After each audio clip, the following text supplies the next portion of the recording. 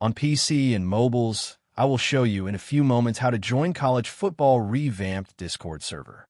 It's the same method on both PC and mobiles. For this, we will open a browser on your PC or mobile. Can be whichever.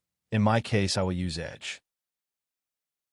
Now click on the URL bar and type this URL to be able to join this Discord server.